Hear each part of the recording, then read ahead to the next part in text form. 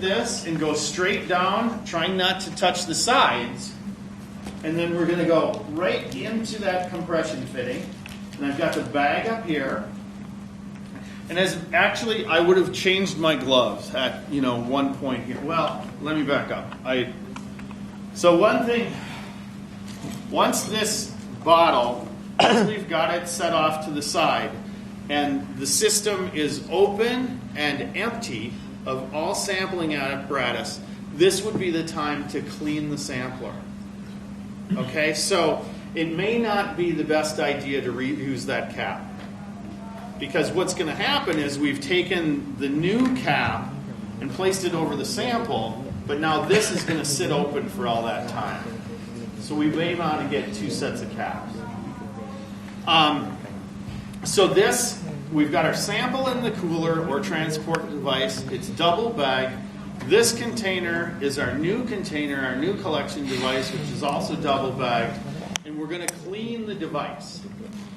So one thing David mentioned deionized water, where it's have a squirt bottle with clean mercury, clean water, and you would clean this off, clean off the areas, clean underneath the pad here, because the pad makes contact with the funnel.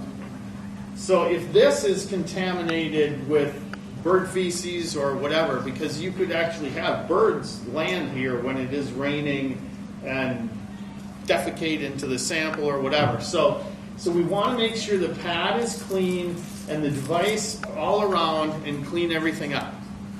Then we would remove the new bottle, place the new cap on it, as mentioned before, kind of snake it in here like this, and then we're going to take the new funnel, avoid touching any sides, and then insert it into the compression fitting.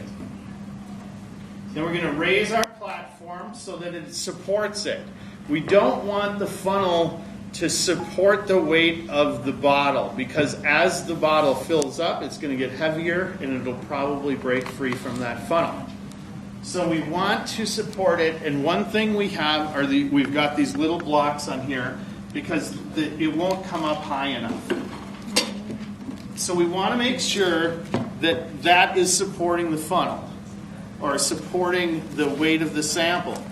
Then we would remove this bag from the top, and what we're going to do then is adjust this so that the funnel, we want it to rest on the lip of this chimney. So this is where we have to adjust the base so that, and it's not going to work here, by the way, because it's kind of cockeyed in here. But right here, if it was this high, we would have to come down, a centimeter or two with this lower base. So to reduce the height, we would turn it clockwise. To increase the height, we're going to turn it counterclockwise. So what we want it to do is we want it to be flush around the top of this. Okay, so in order for me to achieve that, I would have to remove it from the bottle, because right now that heater's kind of got it cockeyed like this. It's kind of tilted. Then we would, so everything's straight, we've got it adjusted, and we would tighten the compression fitting on that by holding that lower nut and then tightening the upper nut. So what it should look like on the top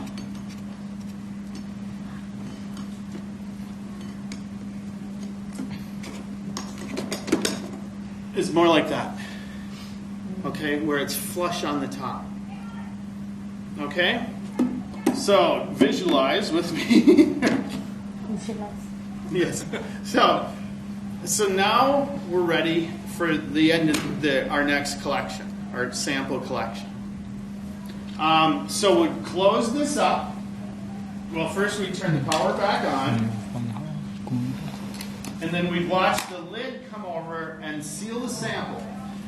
So now again, we've started off with a pre-charged bottle that has 10 milliliters of 10% hydrochloric acid. I think that's what we agreed upon. It's in the SOP. So now we want to make sure the sampler's all cleaned up, ready to go. It's sealed on the top.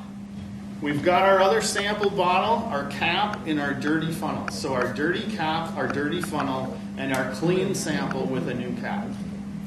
We're going to transport that back to the lab. We're going to weigh the sample bottle to the nearest 1/10 of a gram, I believe. And then we're going to mix the bottle. We want to make sure that the aliquot is homogenized. If there are particles in the bottle, we want it to be, those particles to be suspended so that when we subsample that into these smaller bottles, that it's representative of that. Okay? So we would go back to the lab, we would weigh our bottle, write down the full weight on the MOF form, which is the Mercury Observation Form or something like that. It's the form in the SOP.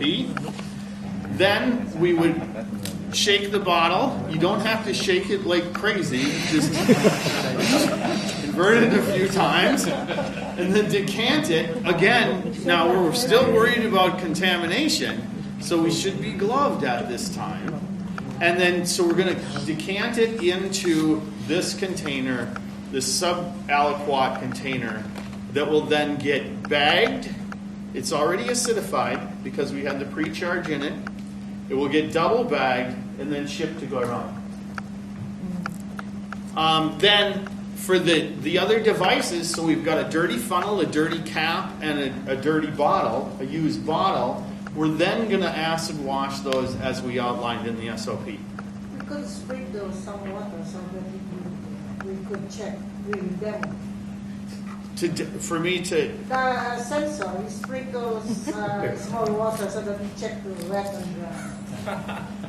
The sensor, we could do that. Even if we got this all wet, it's not going to work. No, the sensor for this wet and dry, you this just one? sprinkle some water and then we check whether it moves. Well, this one, no, this one, I don't know if it would work. I suppose it would. Like the wet stamper for us in the position is that we sprinkle water on the sensor and then resistance. Yes. it process. So we check. Yeah. We And can check there. the grid sensor is what we'd put the water on. So to activate this sensor, we have to like break the light beam, like my fingers here. So how intense the rainfall should be for it to effectively work? I believe, I don't know that. I won't open with fog, but I believe it will open with a swarm of bugs. Correct. So that's one problem with these sensors, is that if we've got a swarm of black flies or gnats here, and they're flying around this, it thinks it's raining. So So the sensor would only open if there's too much water.